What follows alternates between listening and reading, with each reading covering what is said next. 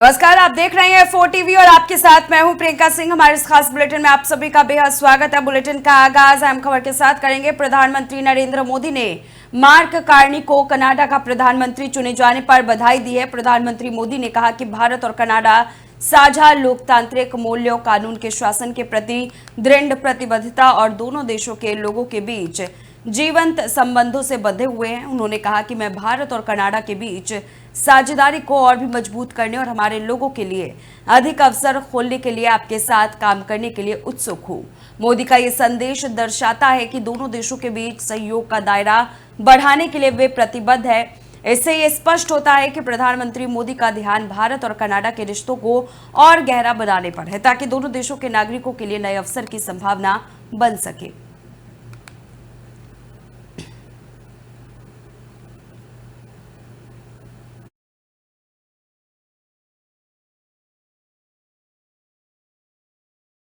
चलिए आगे बढ़ेंगे। देश की आंतरिक सुरक्षा को लेकर केंद्र सरकार पूरी तरह से अलर्ट मोड पर है। इसी के मद्देनजर गृह मंत्रालय में एक उच्च स्तरीय बैठक शुरू हुई, जिसकी अध्यक्षता केंद्रीय गृह सचिव गोविंद मोहन कर रहे हैं। इस बैठक में सीमा सुरक्षा बल, असम राइफल्स, राष्ट्रीय सुरक्षा गार्ड, केंद्रीय रिजर्व पुलिस, सशस्त्र सीमा बल और केंद्रीय औद्योगिक सुरक्षा बल के शीर्ष अधिकारी मौजूद रहे। माना जा रहा है कि हालिया आतंकी घटनाओं और देश की सीमाओं पर बढ़ती गतिविधियों को ध्यान में रखते हुए ये समीक्षा बैठक बुलाई गई है। बैठक में आतंकवाद, सीमा सुरक्षा, नक्सलवाद और संवेदनशील क्षेत्रों की स्थिति पर गहन मंथन किया जा रहा है।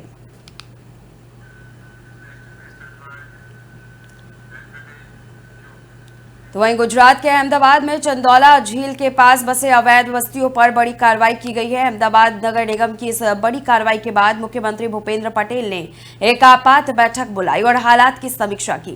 बैठक में अवैध बांग्लादेशियों की मौजूदगी पर खास तौर से चर्चा हुई। संयुक्त पुलिस आयुक्त शरद सिंघल के मुताबिक इस इलाके में बड़ी संख्या में अवैध रूप से रह रहे बांग्लादेशी नागरिकों की पहचान की गई है। इसके बाद निगम ने अवैध निर्माणों को गिराने की प्रक्रिया शुरू की। सुरक्षा एजेंसियों को भी सतर्क कर दिया गया है, ताकि राज्य में कोई भी कानून व्यवस्था की स्थिति न बिगड़े।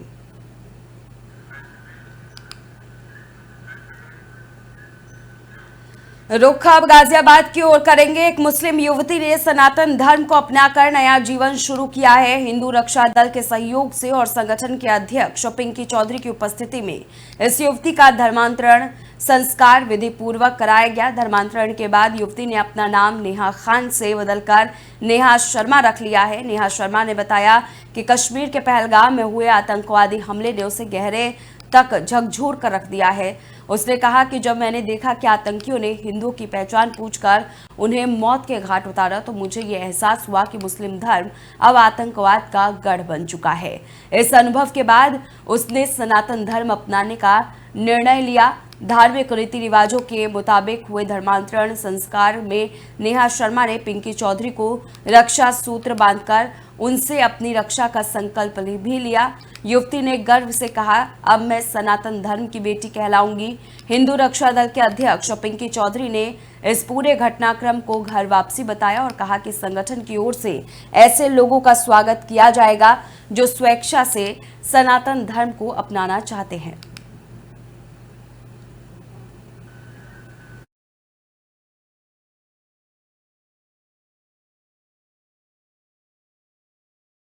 चलिए एक सीधा रुख करते हैं गोरखपुर की ओर, जहां पर मुख्यमंत्री योगी आदित्यनाथ मौजूद हैं।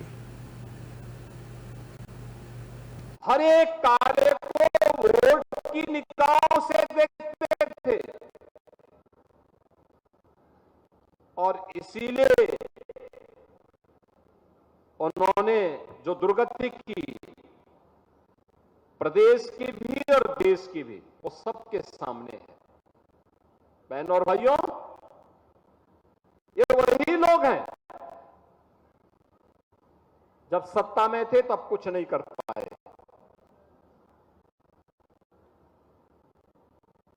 तब कर नहीं पाए। कार्य करने के लिए विजन चाहिए। विजन को जमीनी धरातल पर उतारने के लिए इच्छा शक्ति चाहिए। इच्छा शक्ति के साथ साथ ईमानदारी चाहिए। एक व्यापक दृष्टिकोण के साथ लग करके उससे परिणाम में बदलने के लिए एक टीम वर्क चाहिए। लेकिन जहां पे परिवार को ही देश मान लिया हो, जहां परिवार को ही सब कुछ मान लिया हो, उन लोगों से उम्मीद करना कि वे कुछ दे पाएंगे, कुछ कर पाएंगे, ये अपने आप में ही एक बेईमानी होगी। और यही बेईमानी वे प्रदेश के साथ समाजवादी पार्टी और देश के साथ कांग्रेस और उसके सहयोगी दल करते रहे।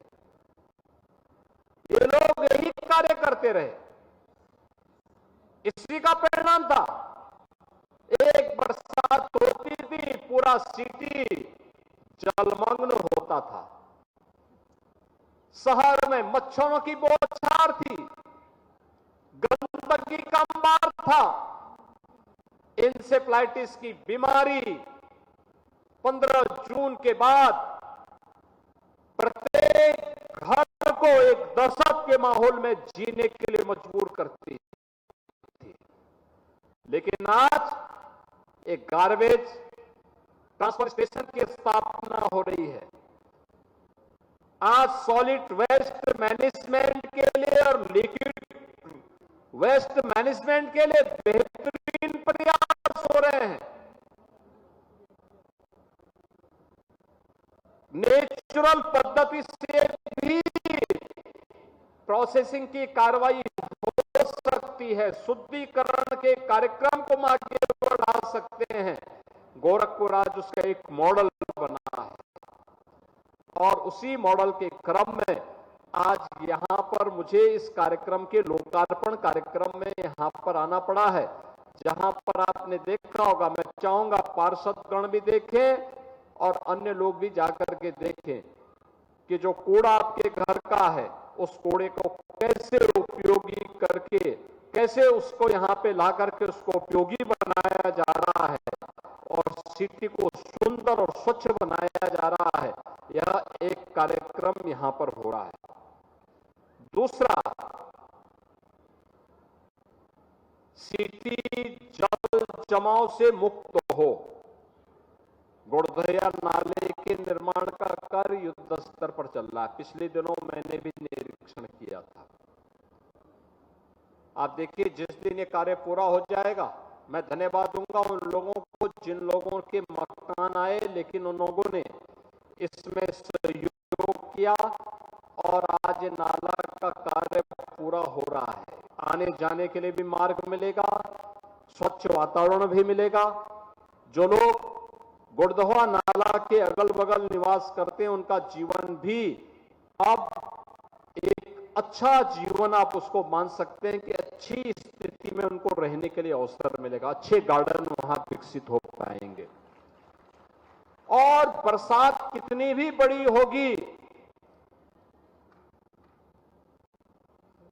कहीं जल जमाव नहीं होगा। जल जमाव नहीं होगा। आज गोरखपुर बदल चुका है।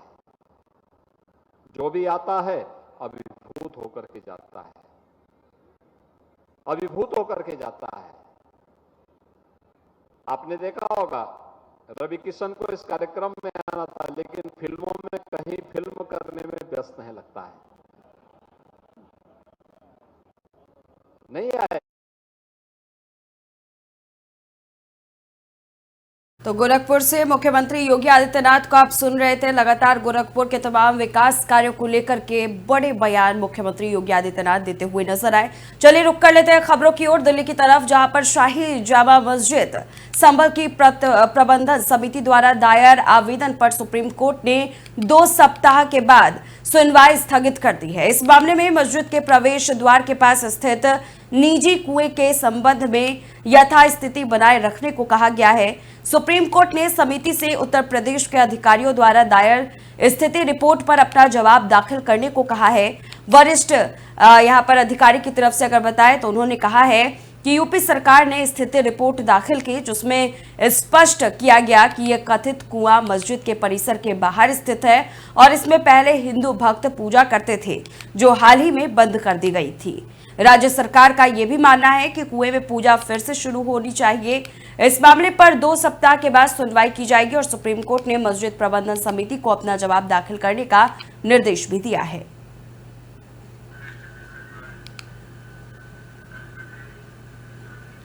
तो वहीं मोतिहारी में निगरानी विभाग की टीम ने एक बड़ी कार्रवाई को अंजाम दिया है और कार्यपालक अभियंता अजय कुमार को 2 लाख रुपए की रिश्वत लेते हुए रंगे हाथों गिरफ्तार किया।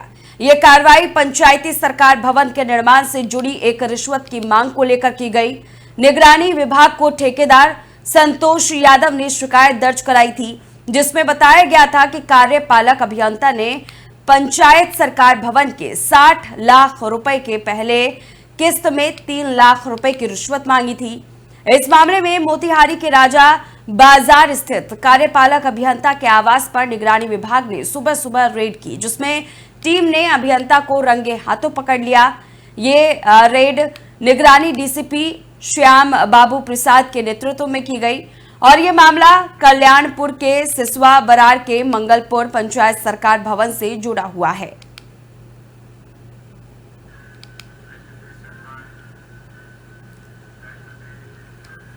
चलिए रुक करेंगे अब केरल की ओर, जहां के पलक्कड़ में विकलांगों के लिए बनने वाले केंद्र का नामकरण जोरदार सियासी बहस की वजह बन चुका है। पलक्कड़ नगर निगम की बैठक में उस वक्त भारी हंगामा देखने को मिला जब सत्तारूढ़ बीजेपी ने इस केंद्र का नाम आरएसएस के संस्थापक केबी हेडगेवार के नाम पर रखने का प्रस्ताव रखा। कांग्रेस और वामपंथी दलों ने इस प्रस्ताव का कड़ा विरोध किया और बैठक में आपत्ति जताई। हालांकि हंगामे और विरोध के बीच बीजेपी ने यह प्रस्ताव पारित कर दिया। इस घटनाक्रम के बाद राज्य की राजनीति में एक बार फिर वैचारिक टकराव तेज हो चुकी है।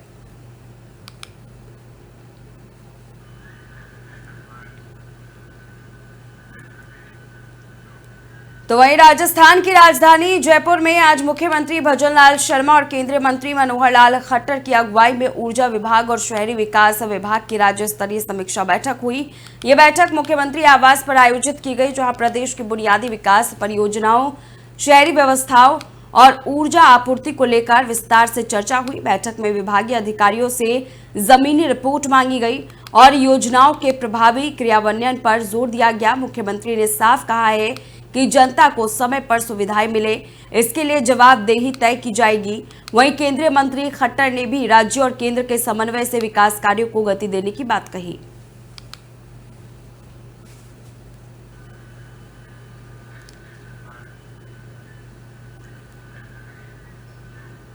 तो दिल्ली के सीएम रेखा गुप्ता आज एक्शन मोड में नजर आई। राजधानी में पानी की गंभीर होती समस्या को देखते हुए उन्होंने दिल्ली में 6 अलग अलग ड्रेन्स का दौरा किया और हालात का खुद जायजा लिया।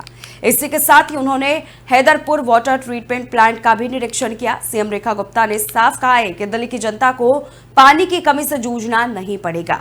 सरकार हर स्तर पर प्रयास कर रही है और जल्द ही हालात बेहतर होंगे। उनके इस दौरे से ये साफ हो गया है कि राजधानी की पानी व्यवस्था को लेकर अब कोई भी लापरवाही बर्दाश्त नहीं की जाएगी। आज का ये निरीक्षण दौरा माननीय एलजी महोदय जिसमें हमारे साथ रहे, हमने ये पूरा जो मुनक नहर हरियाणा से लेकर के इंदरलोक मेट्रो स्टेशन तक आती है और नजफगढ़ ड्रेन जहां से चलती है उसका दोनों साइड का निरीक्षण करते हुए यहाँ तक पहुंचे हैं, जिसमें सभी हमारी अथॉरिटीज, उसमें DDA, MCD, PWD, Haryana government के ऑफिशियल सब लोग साथ में थे और एक बड़ा प्रोजेक्ट इस मुनक नहर के दोनों तरफ सड़क बनाने का काम, इस मुनक नहर को सेव करने का काम, यहाँ से जितना पानी हमें मिल रहा है उसको पूरी तरीके से 100% रिसीव करते हुए उसके ट्रीटमेंट का काम, इन सारे विषयों पे आज संज्ञान लिया गया है और दिल्ली की जो पानी की समस्या है उसका 100% समाधान हो, दिल्ली की प्यास बुझा सके और वाटर ट्रीटमेंट प्लांट्स हमारे अच्छे से काम कर सके, इसके ऊपर डिटेल्ड वर्किंग की जा रही है और इसको आगे भी संज्ञान में लेते हुए पूरी दिल्ली की समस्या को एक समाधान देने की दिशा में आज का ये निरीक्षण काम कर रहा है। आज तो वहीं दिल्ली की सीएम रेखा गुप्ता ने एक ऐतिहासिक और साहसिक कदम उठाते हुए बताया कि दिल्ली सरकार ने एक महत्वपूर्ण मसौदा विधेयक पारित किया है। इस विधेयक के तहत दिल्ली के सभी 1677 स्कूल, चाहे वो सहायता प्राप्त, गैर सहायता प्राप्त, निजी या अन्य किसी प्रकार के हो, उनके लिए फीस संबंधित पूरी गाइडलाइन और प्रक्रिया तय की जाएगी।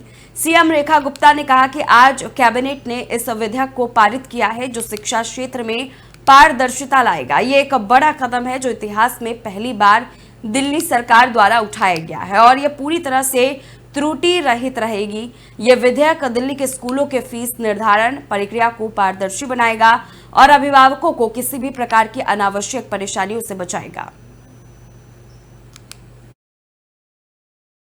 कई दिनों से एक विषय चल रहा था, स्कूल फीस, पेरेंट्स, स्टूडेंट्स। लगातार एक पैनिक पेरेंट्स और बच्चों के बीच में स्कूल प्रशासन के द्वारा की हुई अलग अलग एक्टिविटीज़ के कारण हो रहा था। और जब हमने उसको बहुत डीप स्टडी किया और सरकार की ओर से स्टेप्स लिए, हमने अपने डीएम्स को स्कूल्स में भेजा चेक करने के लिए कि जो पेरेंट्स की बातचीत थी कि भी हमारे बच्चे के साथ में दुर्व्यवहार हो रहा है, उसको फीस के लिए प्रेशराइज किया जा रहा है, उसको परेशान किया जा रहा है, डीएम्स को भेजा गया। डीएम्स ने भी अपना पूरा रिपोर्ट बना के दिया, उनका ऑडिट भी हुआ। कई दिनों से एक विषय चल रहा। वहीं महाराष्ट्र के उप मुख्यमंत्री एकनाथ शिंदे ने कांग्रेस नेता राहुल गांधी द्वारा हाल ही में किए गए पोस्ट पर अपनी तरफ से प्रतिक्रिया व्यक्त की। उन्होंने कहा कि ये बेहद दुर्भाग्यपूर्ण है कि इस समय राजनीति की जा रही है। शिंदे ने कहा कि पहलगाम में निर्दोष लोगों पर हुए हमले के बाद ना सही नहीं है। उन्होंने ये भी कहा कि प्रधानमंत्री नरेंद्र मोदी आतंकवादियों के खिलाफ सख्त कार्रवाई करेंगे और पाकिस्तान और आतंकवादियों को ऐसा सबक सिखाएंगे कि उन्हें भविष्य में किसी भी हमले की हिम्मत ना हो। शिंदे ने राहुल गांधी पर भी आरोप लगाया और कहा कि सर्वदलीय बैठक में शामिल नहीं हुए और विदेश यात्रा कर रहे हैं। उनके मुताबिक राहुल गांधी को ऐसे गंभीर मुद्दों पर आरोप लगाने का हक भी नहीं है। ऐसे वक्त में जो हमारे पहलगाम में हमारे निरपराध बेकसूर लोगों पे हमला हुआ है, ऐसे समय में राजनीति करना ये तो बहुत ही दुर्भाग्यपूर्ण है, ये उचित नहीं है। राजनीति करने के लिए बहुत आपको समय है, बहुत मौका मिलते हैं और बहुत अपॉर्चुनिटी रहती है। ये ऐसे वक्त में जब हमारे देश पर हमला हुआ है, पाकिस्तानी दहशतवादियों ने हमला किया है, उस जैसे ही मालूम पता चला तो आदरणीय देश के प्रधानमंत्री मोदी जी ने विदेश का दौरा रद्द कर ये भारत लौट गए। तुरंत गृह मंत्री अमित शाह जी को कश्मीर में भेजा, राजनाथ सिंह जी को वहां पर तुरंत कार्रवाई के लिए जायजा लेने के लिए भेजा और उन्होंने तुरंत ये बहुत ही महत्वपूर्ण बैठक ली और कई निर्णय उन्होंने पाकिस्तान के विरुद्ध लिए हैं। तो राजस्थान की तरफ रुख करेंगे, जहां पर प्रधानमंत्री नरेंद्र मोदी पर कांग्रेस के गायब पोस्ट पर निशाना साधते हुए छत्तीसगढ़ के मुख्यमंत्री विष्णुदेव साय ने कांग्रेस को आड़े हाथों लिया। उन्होंने कहा कि कांग्रेस अब एक फ्यूज बल्ब की तरह है जिन्होंने देशवासियों का विश्वास खो दिया है और अब वे ऐसे बयान देते हैं जिनका कोई आधार नहीं है। विष्णुदेव साय ने कांग्रेस की संविधान बचाओ रैली पर भी कड़ी प्रतिक्रिया दी। उन्होंने कहा कि इन्हीं लोगों ने कई बार संविधान को खतरे में डाला है। आपातकाल किसने लगाया था, लोकतंत्र की हत्या किसने की, यही लोग हैं जिन्होंने संविधान में अपने स्वार्थ के लिए बार बार संशोधन किए हैं। ऐसे लोग संविधान बचाओ रैली का आयोजन नहीं कर सकते जिनके इतिहास में संविधान की अनदेखी रही है। इस बयान के बाद राजनीति में तकरार और तेज हो गई है और कांग्रेस और छत्तीसगढ़ सरकार के बीच आरोप प्रत्यारोप का दौर जारी है।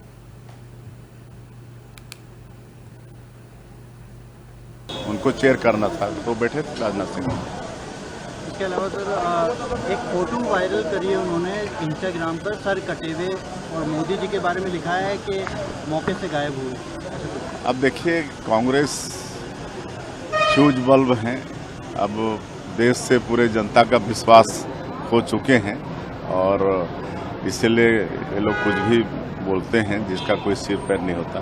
ऐसा संविधान बचाओ रैली भी कल निकाली राजस्थान में। संविधान को तो वही लोग कई बार खतरे में डाले हैं। इमरजेंसी कौन लगाया था इस देश में?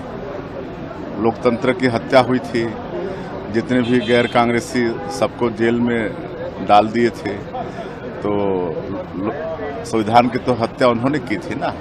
और कई बार अपने स्वार्थ के कारण संविधान में संशोधन करते रहे। तो ऐसे लोग जो खुद संविधान को अपने स्वार्थ के लिए इस्तेमाल करते हैं, संविधान बचाओ रैली उनके लिए अच्छा नहीं लगता, उनको चेयर करना।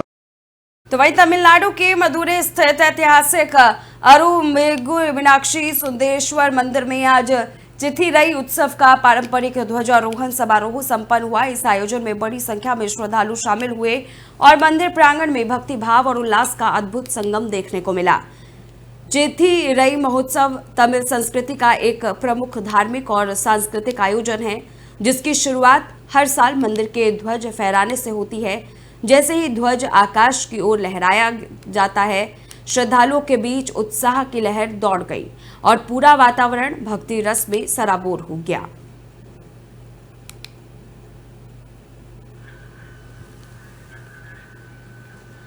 तो ये बोकारो के सेक्टर 9 स्थित कूलिंग पॉइंट के पास हनुमान मंदिर साइड में अवैध निर्माण पर कार्रवाई करने पहुंची बीएसएल की टीम ने आज विरोध का सामना उन्हें करना पड़ा।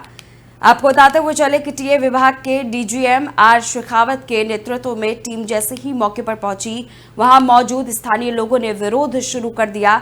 बात इतनी बढ़ गई कि बीएसएल के होम गार्ड्स और अधिकारियों के बीच तू-तू मैं शुरू हो गई।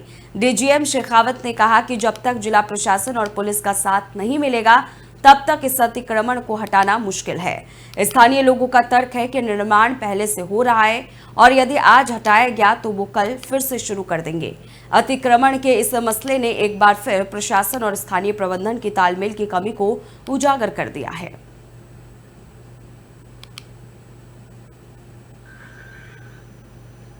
कल हमारी टीम को यह सूचना मिली थी कि वहां कोई पुराना झुग्गी झोपड़ी था ही नहीं, उसके ऊपर उन्होंने बना लिया। आज जब पूछने गए तो हम 9 सेक्टर के थाना से जो अपनी वैन होती है पुलिस की, मोबाइल वैन, उसको भी लेके गए थे साथ में। पूरी टीम गई थी। डिस्ट्रिक्ट ड्यूटी मजिस्ट्रेट जो है वो भी हमारे साथ थे। तो वहाँ से ये पूछताछ करनी थी कि क्या नया था कि नहीं था। हनुमान मंदिर के बगल में जो कूलिंग प्लांट पॉइंट है उसके साइड में जो अपना गरगा डैम के नीचे का जो इलाका है जो खाली पड़ा है, लेकिन वो धीरे धीरे अभी फैलता जा रहा है। रोड के इस तरफ ऑलरेडी खटाल फैला हुआ है। ये तो खटाल से संबंधित ही नहीं था, ये तो किसी ने गैरकानूनी जो दुकान बना ली उस सिलसिले में था। और दूसरी रिपोर्ट ये भी है कि वो आदमी जो है अपाइज है और गांजा वगैरह बेचता है, प्लास्टिक की उसकी थी। वो उसका कहना ये है कि पुरानी दुकान है, मैंने नया नहीं बनाया, रिपेयर किया है, जबकि वो एकदम नई दुकान बनी है। पुरानी का बाद में मुझे फोटो वोटो भी दिखाया, वो मेरे समझ में नहीं आया। लेकिन तब तक तो सारे बवाल हो गए कि ये आया है तो उसको मारो, इसको शेखावत को आज हम ये सिखा देंगे, तो पर्सनली हो गए। जिसका जानना पहचान कोई लेना। कल हमारी टीम को ये सूचना मिली थी कि वहाँ वहीं झारखंड के सरायकेला खरसावा जिले से एक बार फिर हाथियों के आतंक की तस्वीर सामने आई। चांडिल वन क्षेत्र के अंतर्गत नीमडी थाना क्षेत्र के दुमदुमी गांव में बीते 2 रातों से हाथियों का एक झुंड जमकर के उत्पात मचा रहा है। रविवार रात को जहां बनू महतो के घर में घुसे हाथियों ने अनाज को अपना निवाला बना लिया, वहीं सोमवार की रात को घर को ही क्षतिग्रस्त कर दिया गया। हाथियों के इस झुंड में छोटे बड़े कुल 20 से ज्यादा हाथी शामिल बताए जा रहे हैं, जिनमें ट्रस्कर यानी आक्रामक नर हाथी भी है। आज सुबह दल गोविंद महतो के घर पर भी इसी झुंड ने धावा बोला, 4 क्विंटल धान खा गए और बर्तन तोड़ डाले। गनीमत रही कि परिवार ने समय रहते भागकर जान बचा ली। स्थानीय लोगों का कहना है कि यह झुंड दलमा वाइल्ड लाइफ सेंचुरी से पलायन कर अब ईचागढ़ विधानसभा क्षेत्र में डेरा डाले हुए हैं और शाम ढलते ही भोजन की तलाश में गांव में घुस आते हैं। हालात इतने खराब है कि ग्रामीणों का जनजीवन अस्त व्यस्त हो चुका है, लेकिन वन विभाग की चुप्पी और कार्रवाई का अभाव अब लोगों में आक्रोश पैदा कर रहा है। लाखों करोड़ों की सरकारी योजनाओं के बावजूद जमीनी सुरक्षा नदारद है। अब सवाल उठता है कि क्या हाथियों से इंसानों की जान माल की रक्षा के लिए कोई ठोस नीति अपनाई जाएगी या फिर ये दहशत ऐसे ही जारी रहेगी।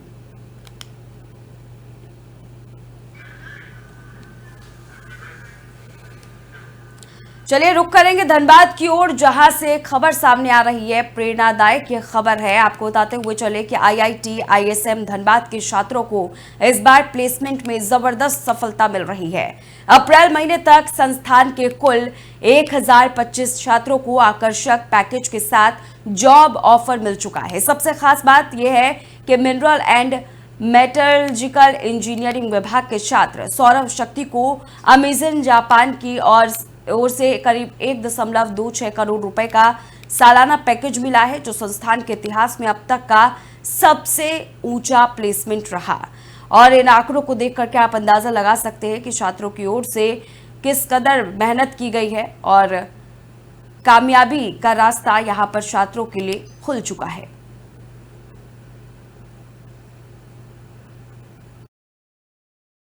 अभी तक हमारे यहाँ से जो रिकॉर्ड है, ऑन एंड डेट जो रिकॉर्ड हमारे पास है, 78+ बच्चों का ऑलरेडी प्लेसमेंट हो चुका है और 50 कंपनियां लगभग जो है अभी लाइन में अभी और है, एनरोल्ड है, तो वो भी अभी आएंगी। और जो हमने जो 78% जो प्लेसमेंट बता रहे हैं, दैट इंक्लूड्स बच्चे जो हमारे ऑन कैंपस और ऑन कैंपस इनका सिलेक्शन हुआ है। जो लेफ्ट आउट बच्चे हैं, जो 22% जो बता रहे हैं, वो बच्चे ऐसे बच्चे हैं जिनका कहीं और से ऑफर मिला हुआ है, जो डिस्क्लोज नहीं किए हुए हैं या हायर एजुकेशन में जा रहे हैं या कैंपस में प्लेसमेंट में इंटरेस्टेड नहीं है। ऐसे बच्चे हैं जो 20% से कम कंपनियों में पार्टिसिपेट किए हैं, जिनको अपॉर्चुनिटी था ज़्यादा कंपनी पार्टिसिपेट करने का, लेकिन चलिए धनबाद की ओर ही रुक करेंगे, जहां पर सुरक्षा से जुड़ी भी एक अहम जानकारी सामने आ रही है। प्रिंस खान, जो इलाके में अपने गैंग के आतंक के लिए जाना जाता है, अब पुलिस के गिरफ्त में आ चुका है। पुलिस लगातार प्रिंस खान के गुर्गों पर कार्रवाई कर रही है और उन्हें पकड़ने में जुटी है। इसी कड़ी में बैंक मोड पुलिस ने 19 अप्रैल को प्रिंस खान के गुर्गे नौशाद आलम को गिरफ्तार किया। उसके पास से देसी कट्टा और गोली बरामद हुई थी। नौशाद आलम ने गिरफ्तारी के बाद स्वीकार किया कि वो प्रिंस खान और गोपी खान को जमीन खरीद फरोख्त के काम का हिस्सा देता था। धनबाद एसएसपी के नेतृत्व में हुई मासिक क्राइम मीटिंग में जिले में बढ़ते अपराधों पर नियंत्रण के लिए महत्वपूर्ण दिशा निर्देश जारी किए गए। एसएसपी ने बताया कि संगठित और असंगठित अपराध गिरोह पर कड़ी निगरानी रखी जाएगी और उन पर सख्त कार्रवाई की जा रही है। विशेष रूप से चैन छिनतई और जैसे अपराधों पर नियंत्रण के लिए थानेदार को आवश्यक निर्देश दिए गए हैं। एसएसपी ने कहा है कि प्रिंस खान के खिलाफ लगातार कार्रवाई की जा रही है और उसके गुर्गों को पकड़ा जा रहा है।